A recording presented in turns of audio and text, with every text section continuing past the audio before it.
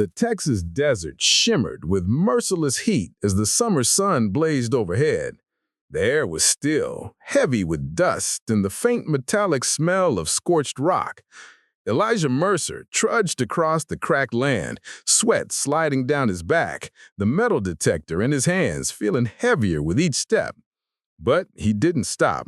He couldn't stop. Beside him, his old friend Trent Wilson was fanning himself with his baseball cap, wiping sweat off his brow and glancing repeatedly at his compass. "You sure we're not walking in circles, Eli?" he called. "We've been out here for hours." Eli turned, pausing only for a moment. In his eyes lived a decade-old sadness worn thin by obsession. "Thanks for coming, man. I know you'd rather be anywhere else." Trent adjusted his backpack straps and shrugged. "A deal's a deal. You promised a date with my sister Jenny, and in return, you got my Jeep and my gear."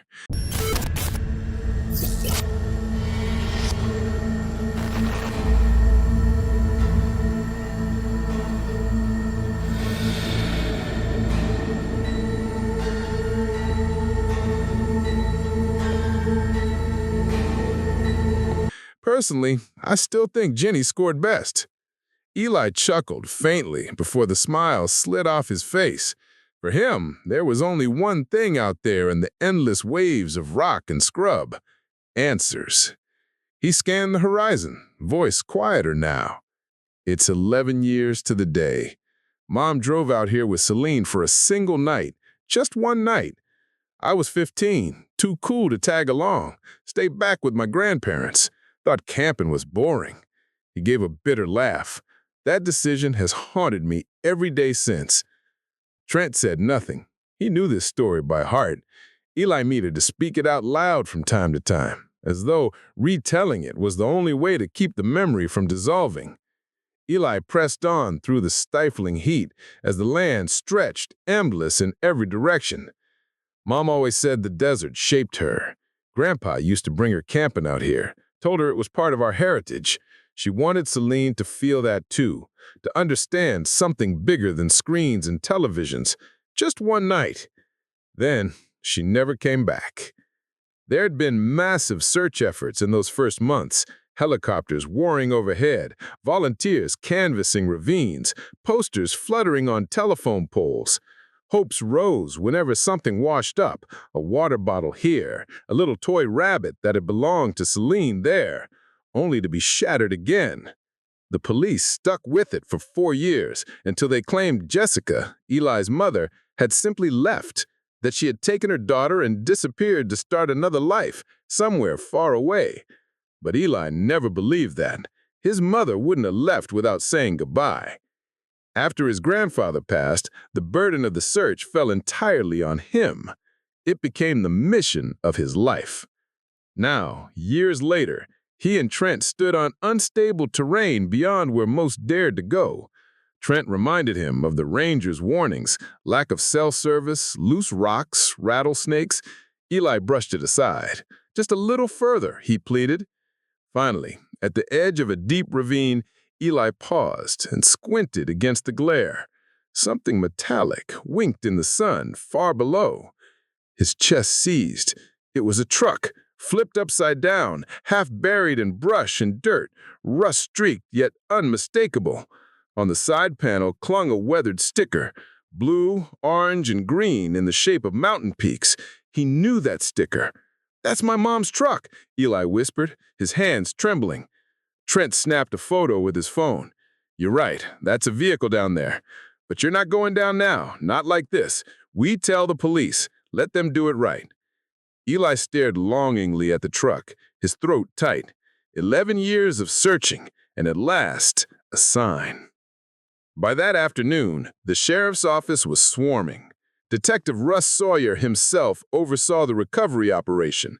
His voice carried authority, calm but urgent as he briefed the crew. By the time heavy equipment dragged the vehicle up from where it had lain hidden, Eli stood at the perimeter, fists balled, barely breathing. The truck was mangled almost beyond recognition. Tires deflated, frame twisted, the whole surface coated with years of desert rot. But what chilled everyone was the forensic report. Based on sun exposure and rust, the truck had only been at that site 7 or 8 years, not 11. The implication was horrifying. The truck had been moved. Someone had kept it hidden for years and only dumped it later when the search had faded from the headlines. During the sweep, an evidence tech handed Sawyer a warped plastic case recovered from under the passenger seat. Melted from heat, the latch cracked open only with effort. It was Jessica's drone case, empty except for a tiny memory card wedged between the lining and the shell. They crowded around a laptop in the command tent.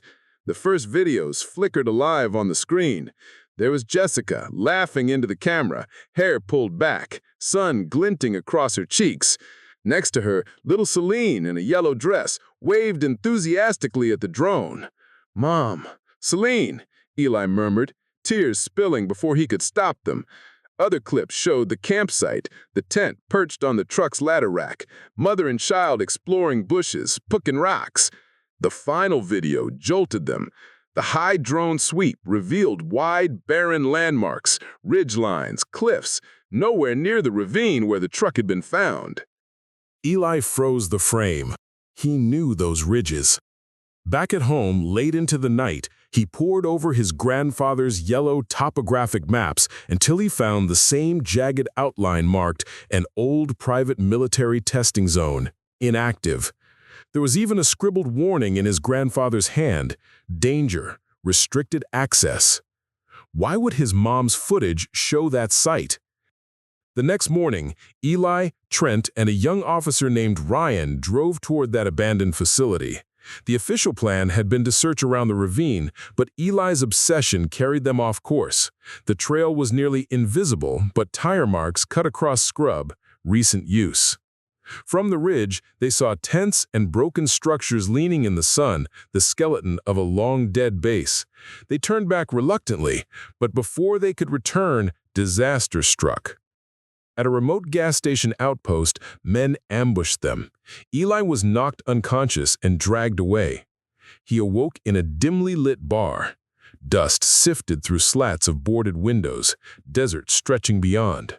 Rough men loomed. One bore a scar across his cheek. Their leader, sharp-eyed and commanding, argued with them.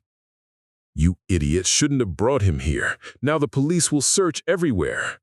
Eli, head pounding, muttered, "I saw her. That blonde girl. That was my sister, wasn't it? Celine." Silence. Later, when the leader left, she appeared. Tall now, 15, almost unrecognizable save for her eyes. "My name is Laura," she said quietly. "They told me I was lost in the desert, and they saved me." "No," Eli whispered fiercely. "You were 4 years old. They kidnapped you. I'm your brother, Elijah." He pointed to the shelf. "That's Mom's drone. You called it the flying camera, remember?" She hesitated, expression tight, then whispered, "Sometimes I dream of a woman calling me Celine." She loosened his bindings. "Your friend's locked in a shed. If you want to escape, use the beacon in your pocket. But go." "I can't," Eli told her. His voice shook. "I've been searching for you 11 years. I'm not leaving you again." The moment shattered when the men returned. A fight broke out, guns drawn, anger exploding, chaos filled the bar, and then sirens screamed in the distance. Trent's hidden tracker had done the job. Gunfire erupted. Amid the firefight, the gang leader seized Celine, pressing a knife to her throat. Eli, desperate, raised a gun he'd grabbed from the counter. "You said you protected her," Eli shouted, "but you've been holding her hostage her whole life." Celine trembled. Then, like something snapping free inside her, she pulled a knife of her own and slashed him. Shots fired, glass shattered, chaos roared for seconds that felt eternal. Then, silence. When the noise cleared, police had swarmed. Gang members were cuffed and dragged away. The leader bled on the floor, wounded, the knife still in his side. Eli held his sister, dizzy with relief. "Celine, it's over." Her eyes brimmed with tears as reality crashed over her. Back in Alpine, under the buzz of fluorescent lights in the sheriff's office, the survivors regrouped. Detectives pressed Celine gently. She admitted the gang used the old military site for smuggling, storage for weapons and contraband, remote and unmonitored. She looked conflicted describing it. These men had stolen her childhood, killed her mother, and yet they had also raised her, bonded to her in a twisted loyalty. She whispered, "This is the only life I've known." Eli touched her shoulder. "Then now you'll know another life, with me." No process, no court statement, no therapy could undo the 11 years lost, but for the first time, the direction had changed. That night, as the siblings rode back through the desert under a bruised purple sky, Trent cracked a tired grin. "By the way, Jenny's going to be thrilled you survived. Don't think you're skipping that date now." For the first time in years, Eli actually laughed. It was raw, unburdened, startling even to himself. His sister watched with wide eyes, as if memorizing a sound she'd never known. She leaned her head against the window, whispering, "I thought I'd never leave this place. It's all I remember." Eli answered, "Mom and Grandpa always said the desert gets in your blood. That's why they loved it." He paused, his voice catching. "And that's why I never stopped looking for you." Celine glanced back at him, exhaustion softening into something new. "One day at a time," she said quietly, the first fragile hint of hope in her voice.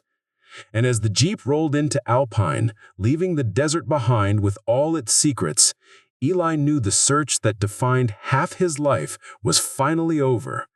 But the healing, their new journey, had only just begun.